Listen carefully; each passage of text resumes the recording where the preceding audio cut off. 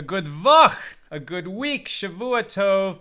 To you, my holy sisters and brothers, it's great to be with you on a Saturday night. Let's light up the darkness.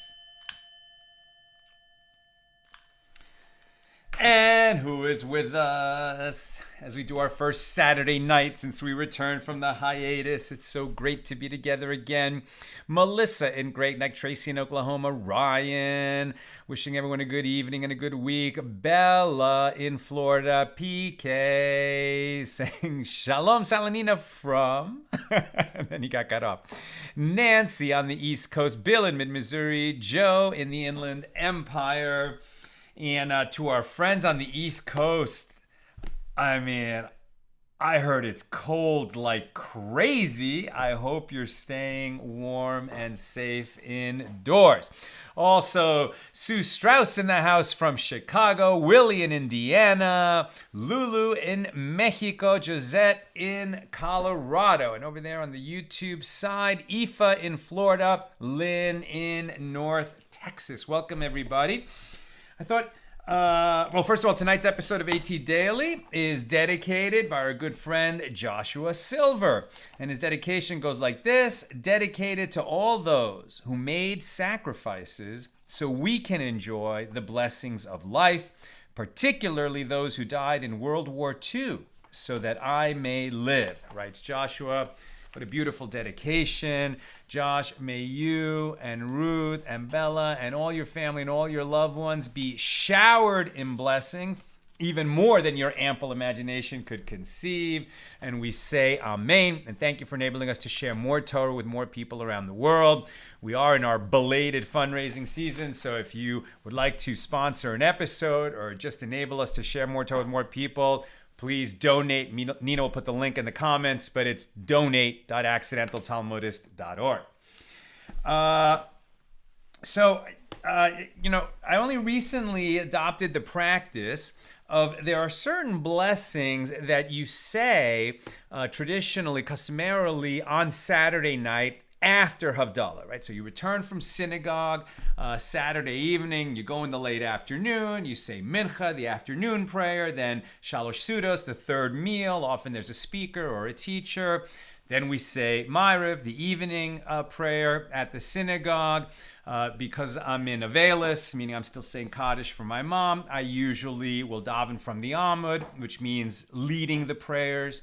One who is saying Kaddish, one who is a mourner for a parent, for the year after the parent dies, doesn't lead prayers during Shabbos or festivals. But at the conclusion of Shabbos, Saturday night, you're back to the regular week, right? Because Saturday night is really already Sunday. And so very traditionally, if there is a mourner at that time, he will lead the prayers Saturday night.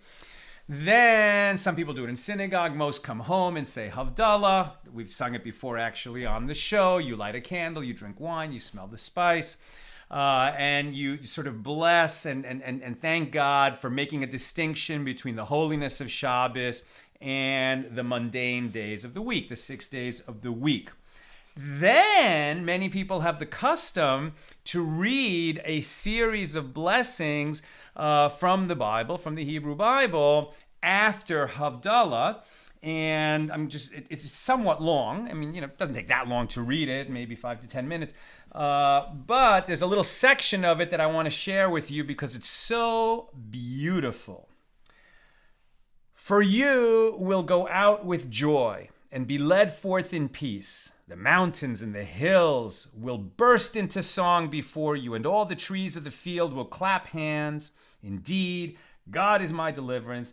I am confident and shall not fear, for God the Lord is my strength and song, and he has been a help to me. You shall draw water with joy from the wells of deliverance, and you shall say on that day, offer thanks to the Lord, proclaim his name, make his deeds known among the nations, cause it to be remembered that his name is exalted. Sing to the Lord, for he has done great things. This is known throughout the earth. Raise your voice joyously and sing, you dweller in Zion, for the Holy One of Israel is great in your midst. On that day, Israel will say, indeed, this is our God in whom we have hoped that he should deliver us. This is the Lord in whom we have hoped. Let us be glad and rejoice in his deliverance. kind of taste of the joy to come when Mashiach finally arrives, when the Messiah comes. Okay, my friends, where are we holding?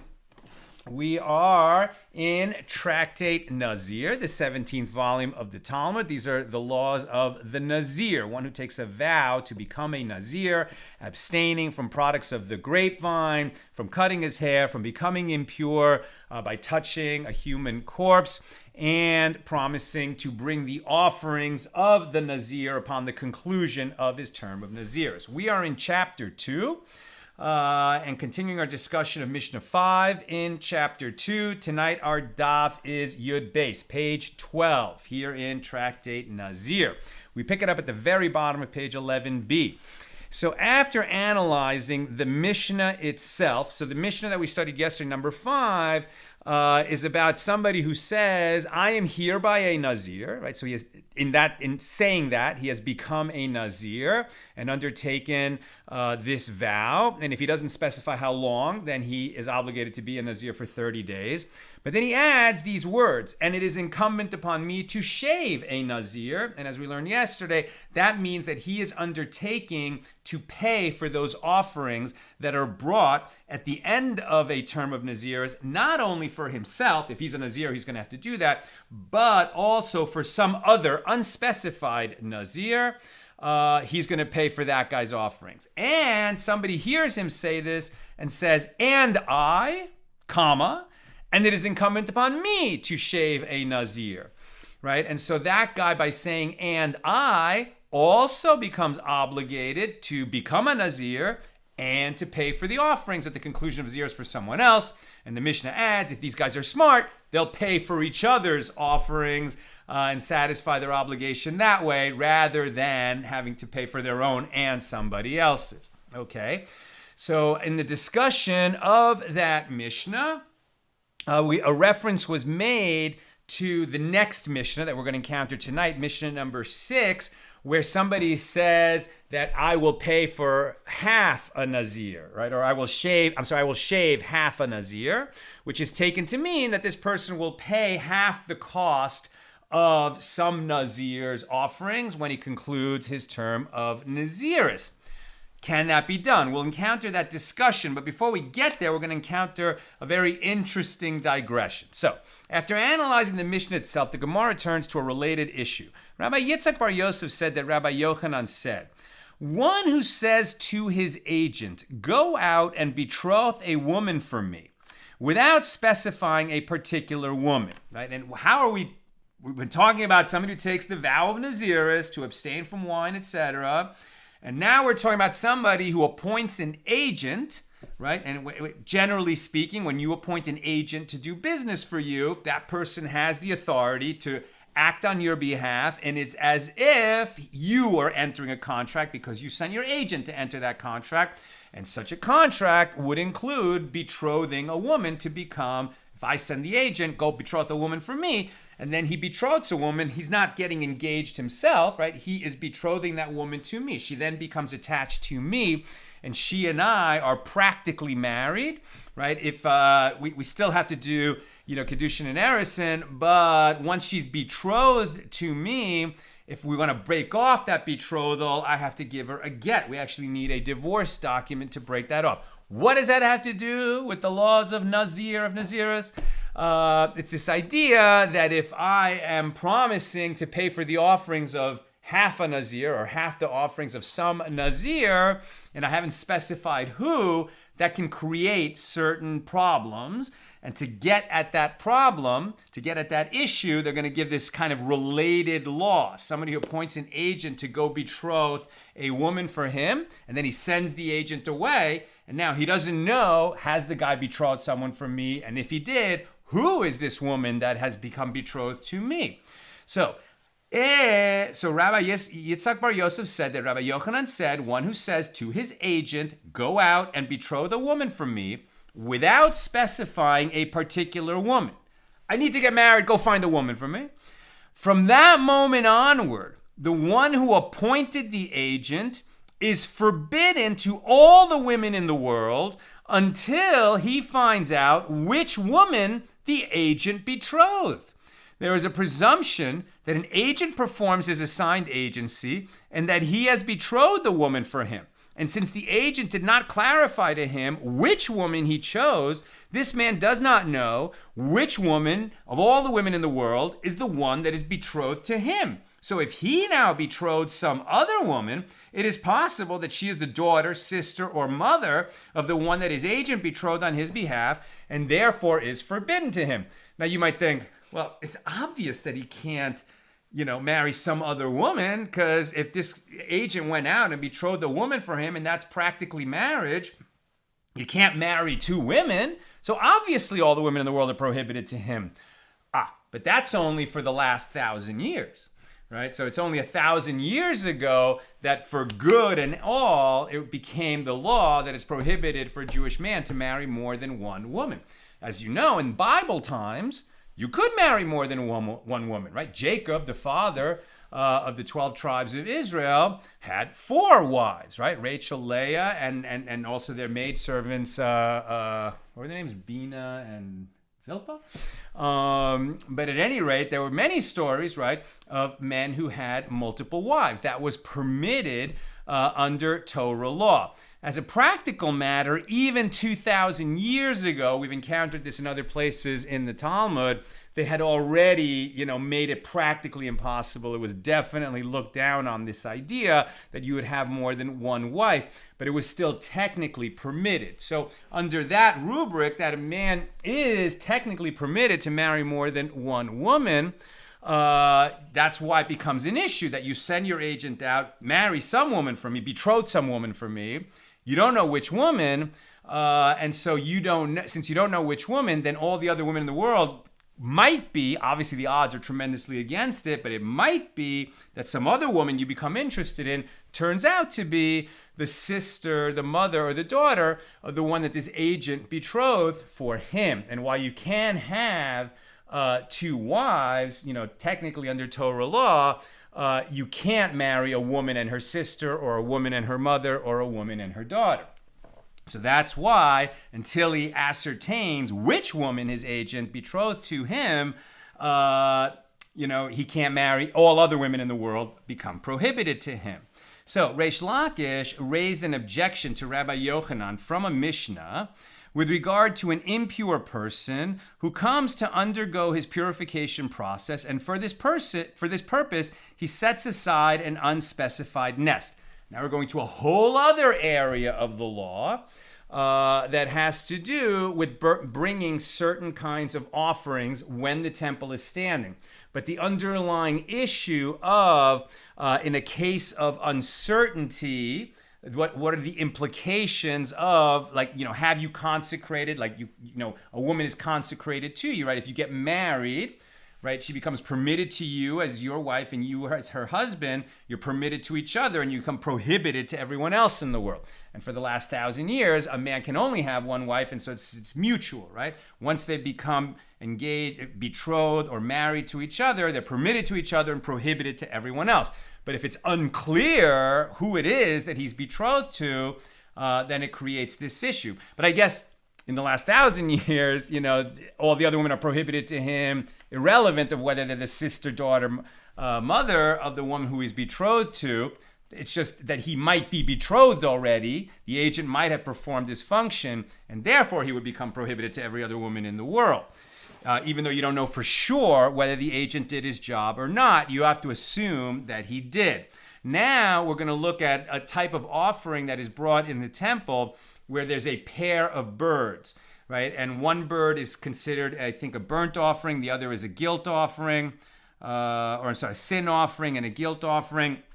And you're not sure which is which. And then that's going to have implications, right? So Reish Lakish raised an objection to Rabbi Yochanan with regard to an impure person, right? Somebody who became tameh, who comes to undergo his purification process, and for this purpose, he sets aside an unspecified nest, meaning a pair of turtle doves or pigeons to use for his offerings. Now, I'm pretty sure we're talking about a Nazir here. It's a Nazir who, part of his vow was not to become impure for a corpse, but then he did, accidentally or, for whatever reason it happened. So he's going to have to bring these offerings. We've talked about bringing offerings when a Nazir becomes impure, and then his term of nazirus resets and he has to start over again. But in the meantime, he has to bring these offerings, and it's a pair of birds. Now, a person becomes impure and he has a nest, meaning he has a pair of birds for that purpose. One is to be a burnt offering and the other is to be a sin offering. And he had not yet specified which bird will be used for which offering. Now, if one of the birds flew away and escaped to the open air of the world, or if it flew among birds that are invalidated for sin offerings and so they have been left to die, or if one of the birds died, in each of these cases, the owner of the nest purchases a partner for the second bird, the remaining bird, and at that point he may decide which bird is the sin offering and which is the burnt offering. Fine, that makes sense. But if he set aside this pair of birds to be his offerings, and he did specify, maybe the two birds, one was brown, one was white, and he said, that the brown bird will be a burnt offering, the white bird will be a sin offering. In that case, then one of them flies away, right? So after the owner had designated which bird would be used for which offering, and it is not known which bird escaped. I'm sorry, they're both white birds, you just don't know which. He said that, okay, this one is for that, and that one is for that, but they actually couldn't tell which is which. And then one of them flies away, so then this situation has no remedy. And this is because he does not know whether the remaining fledgling is for a burnt offering or a sin offering. So Reish Lakish infers, but generally, other nests belonging to other people are fit. Right? He doesn't know which of his birds escaped, whether it was designated a sin offering or a burnt offering. The reason it's being brought up now is not so much about the practical matter, what's he going to do to replace the missing bird when he's going to bring his offerings, but rather that one of his birds, and all we know about is that it's either a burnt offering or a sin offering. It's been designated for that purpose, right? It's consecrated. And as we've said many times, once something is consecrated to be used as a sacrifice or to be given for the upkeep of the temple, no one can make personal use of it. So if his bird escaped, you might say, oh my gosh, this guy had a bird consecrated as a sin offering. That bird escaped. All we know about it is that this guy had a bird and it escaped. We don't even know what color it is. You might think to say that now all the birds in the world are prohibited to be used. Like maybe somebody, has a business race, raising racing pigeons or messenger pigeons. Right? And now all the birds in the world, of that species at least, become off limits because we know that one of those birds out there is a consecrated bird. Are we going to say to all the people in the world, hey, sorry, that's it. This whole enterprise is over. This whole business is destroyed because there's a bird out there that's consecrated and you might use it accidentally and we don't want you to do that? Do we say that? Reish Lakish infers, but generally other nests belonging to other people are fit. There is no concern with regard to them. We don't worry that because this guy's bird escaped, that it might have ended up in somebody else's dovecote and therefore all those birds become prohibited, because it's the vast majority of all the birds in the world have no issue with this, and we're not going to worry about this tiny possibility, right? So you might think that since this guy sent his agent to betroth a woman, and then therefore you'd say all the women in the world are prohibited to him because they might be related to the woman that his agent went to betroth for him. Why should we say that all the women in the world are prohibited to him? It's so unlikely that, and the average woman that he might fall in love with or, be attracted to in some other town would turn out to be related to the one his agent went and betrothed for him. It's such a tiny possibility. Why should we even worry about it? So Reish Lakish states his objection to the opinion of Rabbi Yochanan. According to your opinion that there is a concern that every woman might be a relative of the woman the agent betrothed, then why should the law with regard to nests be like it is, that we don't worry about that? Let us likewise say with regard to each and every fledgling bird in the world that perhaps this is the one that was consecrated and flew away. How can anyone ever use a bird for their own offering, as it may be the bird that flew away from someone else's nest?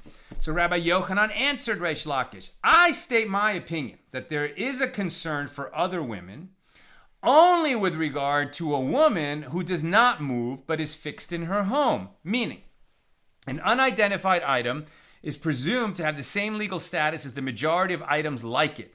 And there is no concern that it may be forbidden, even if there are some forbidden items like it. However, if this unidentified item was fixed in its place, there is an equal presumption that it may belong to the class of similar permitted items or the class of similar forbidden items. Consequently, all women in the world are forbidden to him. Why? Because there's an equal presumption that she may or may not be a relative of the woman that the agent betrothed to him. And you speak to me of a prohibition that moves and is not fixed. Since the fledgling bird that flew away is not fixed in one spot, the majority is followed and the minority is ignored. Now, that's a complicated way of saying that women and birds are in a different class with respect to this one guy, either the one who sent an agent to betroth the wife for him or the owner of these two birds.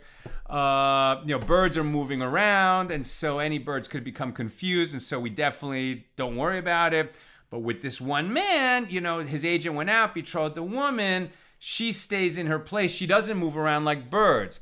It doesn't really address why we have a different outcome, simply that they're a different class of probability questions, and therefore don't bring that example. I think Reish Lakish could say to him, what do you mean? The distinction that you made is a true distinction, but it doesn't really address our question here. And if you would say, I guess Rabbi Yochanan's still speaking, and if you would say here too, women do move around, just like birds move around, since it is possible to say that the agent found that woman in the marketplace and he betrothed her there to the one who appointed the agent, so the prohibited woman was not in a fixed location, just like a bird is not in a fixed location. So nevertheless, there, she eventually returns to her place of rest, right? That's the difference. We know where women live. Women have homes, just like men have homes. People have homes. We know what their homes are. Birds, not necessarily. Sure, birds make nests, but we know that this fledgling bird from this nested pair that we're going to be used as an offering flew away, and it didn't come back. So we have no idea where it will settle down and make a home. And that's the difference. The woman that the agent betrothed probably has a home that she's going to return to. This bird didn't return home. So that is a valid distinction, but does it address our problem? Nevertheless, there she eventually returns to her place of rest, her home. And so she is considered to be in a fixed location. Conversely, with regard to a nest, does the fledgling return to a fixed place? Since it does not, the assumption is that any bird has the status of the majority of birds in the world which have not been consecrated as offerings. Now, Rava said, and Rabbi Yochanan concedes that with regard to a woman who does not have a daughter, nor a daughter of a daughter, nor a daughter of a son, nor a mother of a mother, nor a sister, who was single when he appointed the agent, that the one who appointed the agent may betroth her. Right? So in other words, since we're talking about a time when men could have multiple wives, and the reason that all the women in the world are betrothed to him is because his agent went out, betrothed some woman to him, and it's possible that any other woman he'd like to betroth might be related to the sister, mother, or daughter of the one that his agent betrothed to him. But if he encounters a woman who has no living relatives, right? She doesn't have a mom, she doesn't have a daughter, she doesn't have a sister, she doesn't have a grandmother or a granddaughter, there's no chance that she's related to the woman that his agent betrothed for him, so she is permitted to him, right? Rava says even Rabbi Yochanan would concede that. And even though she had, that the one who appointed the agent may betroth her. There is no concern that the agent might have betrothed a relative that would now render such a woman forbidden. And even though she had these relatives, if when he appointed the agent, she had a married sister or daughter or other female relative, and she was later divorced, Rabbi Yochanan concedes that this woman whom he wishes to now marry is permitted, meaning one thing is she has no living relative. Another is she has a living relative, but her sister or her mom or her daughter, grandmother or granddaughter are married, right? So if they're already married, again, the agent couldn't betroth such a woman to his principal. So again, these women would be permitted. Either they have no relatives or all their relatives are married. That should not be a problem. So now we've already redefined all the women in the world are prohibited to him to all women who have single female relatives, those are the ones that are prohibited to him. Or now they're saying, well, what if a woman has a single sister, But at the time that the agent was appointed and sent out into the world to betroth someone for his principal, at that time, this sister was married. She became divorced after the agent received his mission. So in that case, the agent she was not available to be betrothed at the time the agent was sent out. What is the reason for this? It is that at that moment, when the man told the agent to go betroth a woman on his behalf, these women were married to men. And there's a principle that when one appoints an agent, he does so only with regard to a matter present before him. In other words, he instructs his agent to betroth a woman who is available at that time. But he does not appoint an agent with regard to a matter that is not present before him. Consequently, even if the agent betrothed one of the relatives of the woman after they were divorced, the betrothal would not take effect because he was not authorized to betroth them, and therefore the one who appointed the agent is permitted to the woman. Now, the Gemara proceeds to raise a difficulty against this last argument from the Mishnah. We learned in the Mishnah that if one says, and this is why we're talking all about this woman, the man who appoints an agent to betroth a woman for him. Why are we talking about that in the midst of the discussion of a person who pledges to pay for the offerings of a Nazir when he completes his nazirus? So we learned in the Mishnah that if one says, I am hereby a Nazir, and it is incumbent upon me to shave a Nazir, and another person heard him and said, and I am hereby a Nazir, and it is incumbent upon me to shave a Nazir, meaning to pay for the offerings of one who completes nazirus. So if they are smart, they shave each other. I mean, they pay for each other's offerings so they don't have to pay double offerings of the conclusion of nazirus. And if not, they shave other nazirim, meaning they have to pay for the offerings of other people when they complete their term of nazirus. According to the reasoning that one takes into account only that which is possible at the time, the following difficulty arises. Right now we're talking about the man who appoints an agent, right, to go betroth a woman for him. Who are we going to consider the women in the world who could possibly have become betrothed? Is it only the single women of the world at the time that the agent is appointed? Or is it any woman who is single or becomes single after the agent is appointed, right? You might think that when the man appoints the agent, the only women that are sort of within his mind that might become betrothed to him are the women who are single and, available at that moment. And that is the law that's being tested here in comparison to these guys who say, I'll be a Nazir and I'll pay for the offerings of somebody else when they complete nazirus. So according to the reasoning that one takes into account only that which is possible at the time they made the statement, I am a Nazir and I will shave a Nazir, or go betroth a woman for me, at the time that the statement is made, the following difficulty arises. Granted, the last person, right, the one who says, and I will become a Nazir and I will shave a Nazir, the last person has the first one, the one who spoke first, in front of him. And he may have in mind to volunteer to pay for the other's offerings. But with regard to the first person, the first one who said, I am hereby a Nazir and I will shave a Nazir, did he have in mind that he would pay for the offerings of that guy? Right? They said in the Mishnah that if I say, I'm a Nazir and I will shave a Nazir, and then another guy hears me and says, and I am hereby Nazir and I will shave a Nazir, and then the Mishnah offers advice, and if they are smart, they will pay for each other's offerings at the conclusion of nazirus, so they don't have to pay double. In giving that advice, isn't there the problem that the second one, right, he could definitely pay for the offerings of the first one when he says, and I will shave a Nazir. But the first one, wasn't he making a general statement? I am a Nazir and I will shave a Nazir. Can he then apply his intention to that guy? I don't see why not, but let's see what the problem is that's being stated here. When the first one stated his vow, the other one was not yet a Nazir. That's the point. I'm a Nazir and I will shave a Nazir. When I say that, aren't I saying I will shave somebody who is presently a Nazir? Right? I am a Nazir, I just became one, and I will pay for the offerings of a Nazir when he completes his nazirus. If I cannot make such a pledge only about people who are in the world qualified to make the pledge about, right? In other words, I point the age and I say, go betroth a woman from me. What I mean is, betroth a woman who is now, at the moment that I appoint you, she's single. When I say I am a Nazir and I will shave a Nazir, I must have in mind to pay for the offerings of somebody who is right now a Nazir. Otherwise, that pledge is meaningless. It won't be meaningful for somebody who has not yet become a Nazir. When the first one stated his vow, the other one was not yet a Nazir. And he could not have been taking him into account when he vowed to pay for the offerings of another.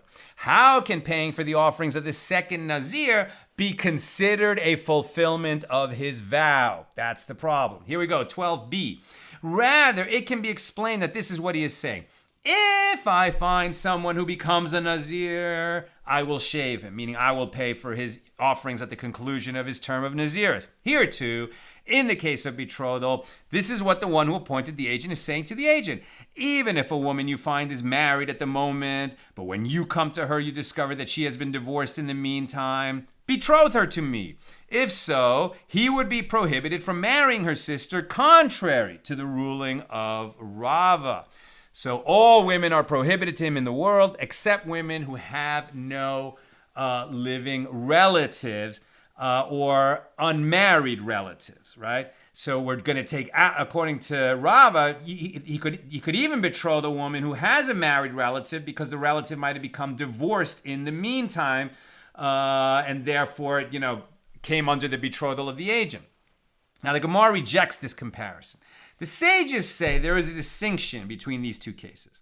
A person appoints an agent only for a matter that he himself can perform now, at the time of the appointment. But for a matter that he cannot perform now, he does not appoint an agent. Consequently, the agent cannot betroth a woman who was married at the time of his appointment.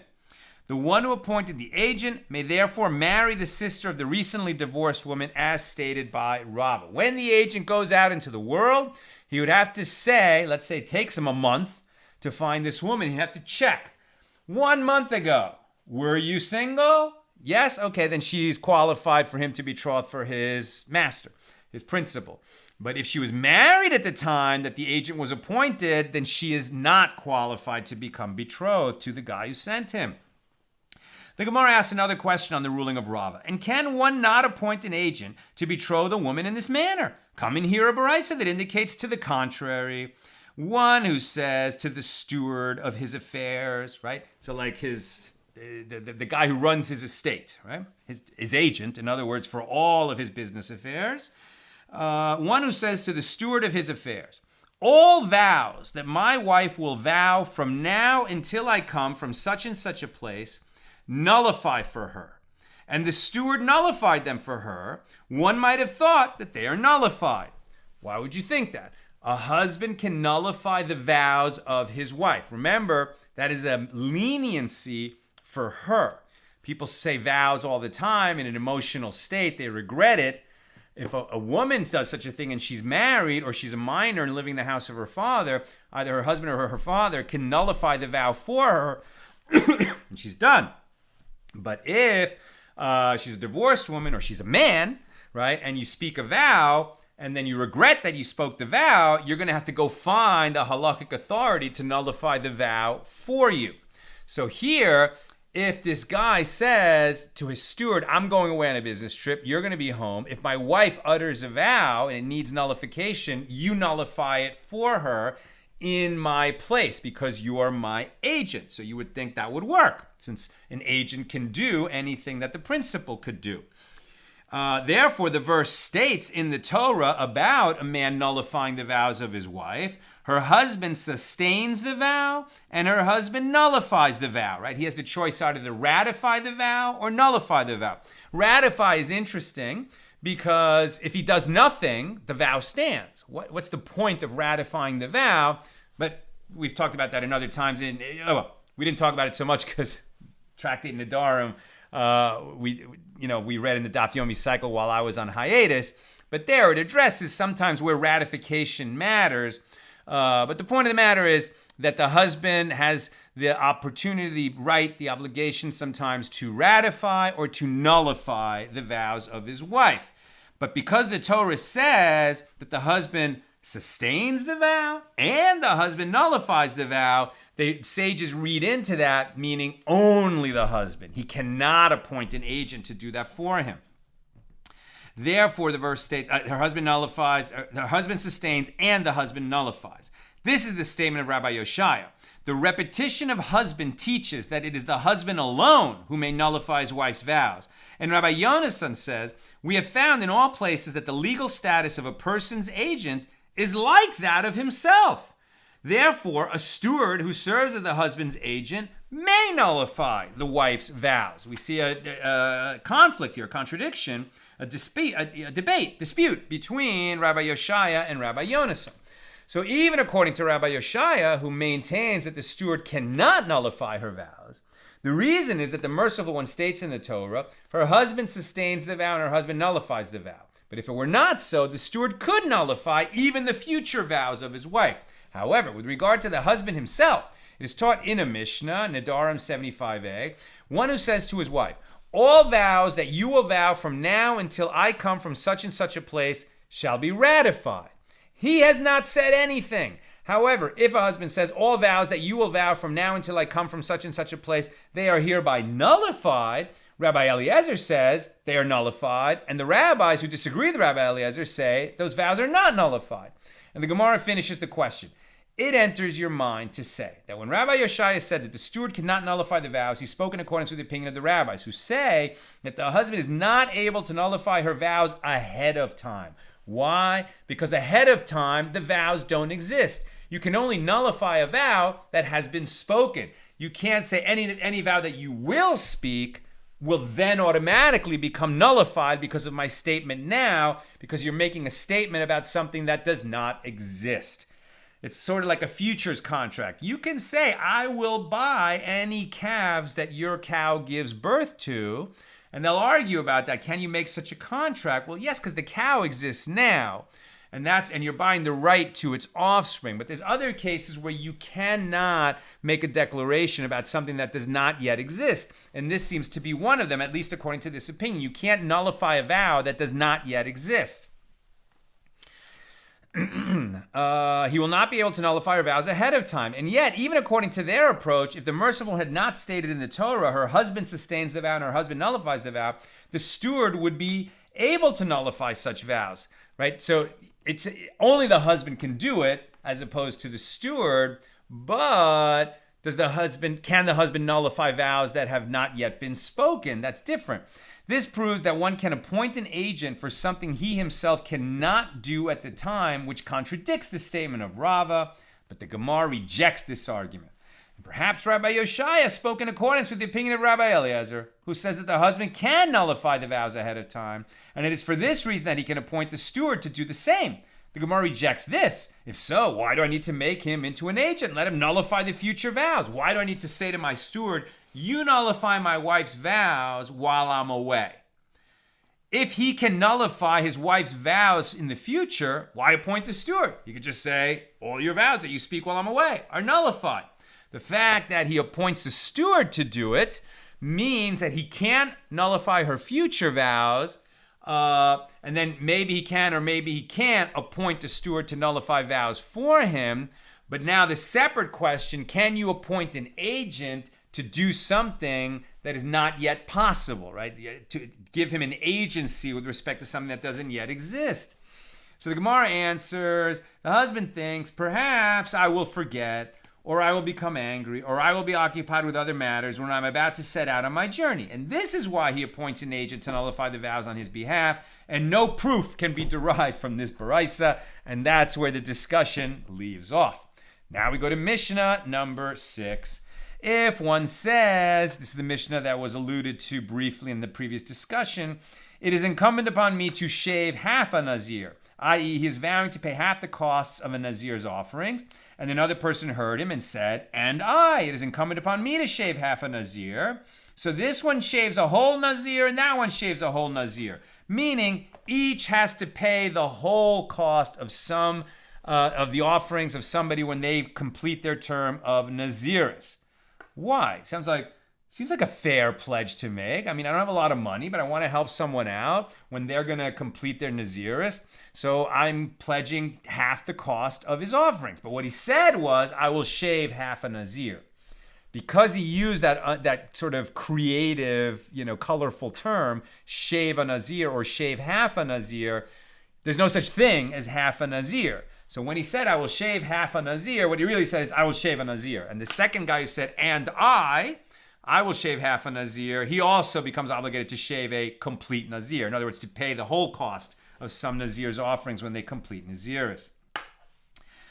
This is the statement of Rabbi Meir, since there is no such thing as half a nazir. But the rabbis who disagree with Rabbi Meir says, this one shaves half a nazir and that one shaves half a nazir, meaning they may join together to pay for the offerings of one nazir. Here's the Gemara, very short, on Mishnah number 6.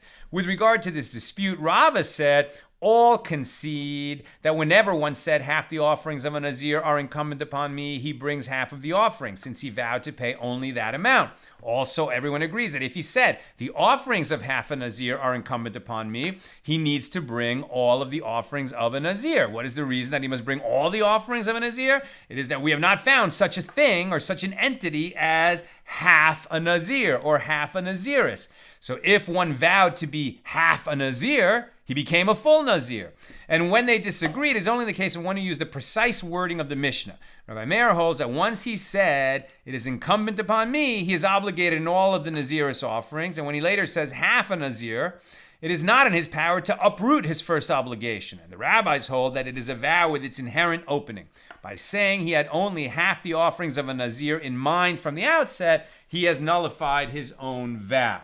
He should have just spoken clearly, I vow to pay for half the cost of the offerings of someone completing nazirus, then everything would have been clear. Since he said, I will shave half a nazir, Rabbi Meir would have said, no, you have to pay for the full cost. But the rabbis, the majority, say, yeah, we get what you were trying to say, and you're liable to pay for half the cost of the offerings of someone completing nazirus. Now, Mishnah number 7, and we are almost done. We're just going to, you know what? Why read the Mishnah? The next page is pretty short.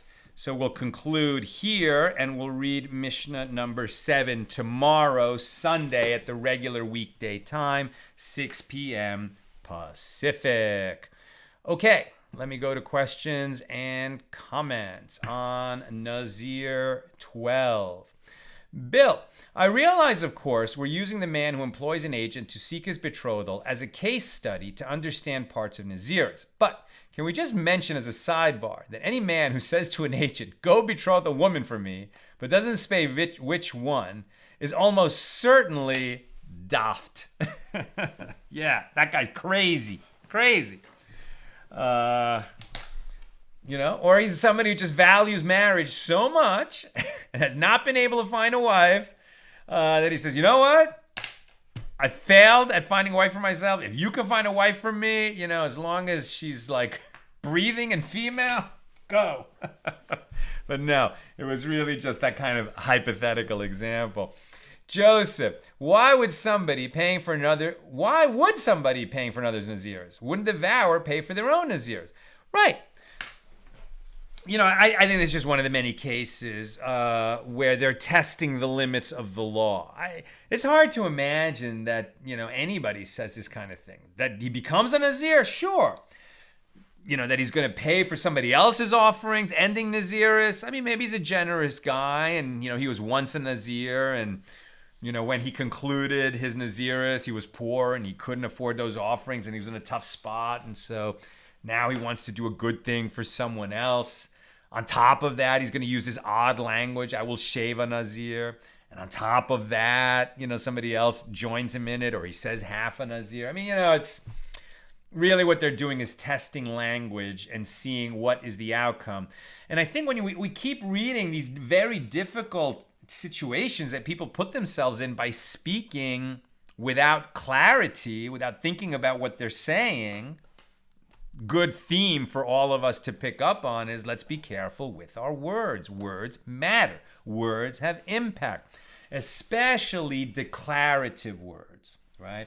When you say, I promise, and then something else follows, right? You did more than just utter words, which, may have clear or unclear meaning. Now you spoke words that changed reality, right? You undertook an obligation. If instead of I promise, you said I vow, or you use other words that create a vow, and that's what we've been encountering since the beginning of this tractate and so much in the previous tractate in Nedarim, you got to be careful when you get into those kinds of statements. And all the more when you sign a contract. You got to read the contract and understand what you're doing. And it's something worth remembering because, these days, all of us are signing contracts constantly. Every time we download an app, every time there's a new version that gets downloaded to our phones or our computers, and that box comes up and it says, I agree to all these terms and conditions. And let's be honest, even the lawyers among us, and I went to law school and passed the bar and practiced law for a year and a half. I don't read all those contracts. I mean, who can read all those paragraphs before, you start using the new version of a caption app? I mean, who does that? And I think it's a real problem that we don't read those things. And even if we wanted to read them, the verbiage, the legalese makes it almost impossible. And we just agree to these things. And later, some problem arises and we're held accountable for having signed that agreement. But even worse, it's like because we sign those things all the time, the very idea of being bound by our words is cheapened, and I think we should really try, at least in our day-to-day interactions and conversations with other people, be men and women of our word, right? Got to be a man of your word, a woman of your word, what that means. May we be blessed to undertake our obligations seriously. One last question Nina's adding. Aoife says Nazirim have different lengths for their vows. The man who says he will shave a Nazir is concerned about who has finished his service by the time he wishes to pay. The end, not the beginning, matters. Very good, right? So I think that Aoife's pointing out, and again, for people who are joining us for the first time, this vow of nazirus, we don't do that anymore because the nazirus only concludes when one brings offerings. And you can only bring offerings when the Holy Temple is standing. And it's been gone for 2,000 years. I'll leave you with just one little story that I was reminded of. Tonight at Shul, at synagogue, I was talking to a fellow whose family settled in Holland after the war. And so he has a friend from the Dutch Jewish community. It's Northern Europe, but actually many of the Jews of Holland are Sephardic Jews, meaning they come from the descendants of Spanish and Portuguese Jews. That's what Sephardic means, Spanish, from Spain, right? So meaning all the Jews that were expelled from Spain in 1492, right? The Spanish expulsion. First they went to Portugal, then they were expelled from Portugal. Many went east. They ended up in Turkey and Greece, kind of a whole around the Mediterranean basin. But there was a large group of Jews that went up to Amsterdam. They were Sephardic Jews, right? Normally we think of Northern European Jews as Ashkenaz Jews, right? Polish Jews, Ukrainian Jews, Russian Jews, etc., Ashkenazic Jews. But there was a Sephardic Jewish community that ended up in Amsterdam. That's the community, for example, that included the philosopher Spinoza, who was excommunicated from the Jewish community for his heretical books and statements. At any rate, what my friend told me is that Sephardic Jewish community that settled in Amsterdam, Holland, they did not think that their expulsion from their homes in Spain, where the Jewish community had thrived for over 1,000 years, think about that, right? They had been in Spain and thriving for 1,000 years, right? America is approaching its 250th birthday, right? And those Jews had been there for 1,000 years. And so when King Ferdinand and Queen Isabella expelled the Jews, they thought it was, going to be a temporary thing, and they were going to go back. So they locked their homes in Barcelona and in Madrid, and they took the keys with them, and they expected to return in 5 or 10 years. So my friend's friend, their family, they have passed that key down from generation to generation. They have the key to their home in Spain. And they were expecting to go back. 500 years later, they still have the key and not the house in Spain. The Jewish community has undergone many tribulations in its many thousands of years history, but we have a long memory and we can think long term. And that's, one of the difficulties and one of the blessings of being a member of this community. My friends, may we be blessed to know only joyous times. May we be dancing together in great, great joy as the world's problems are eased with the coming of Mashiach. And may we continue learning together in the meantime. And I look forward to learning with you tomorrow night, 6 p.m. Pacific. All the best.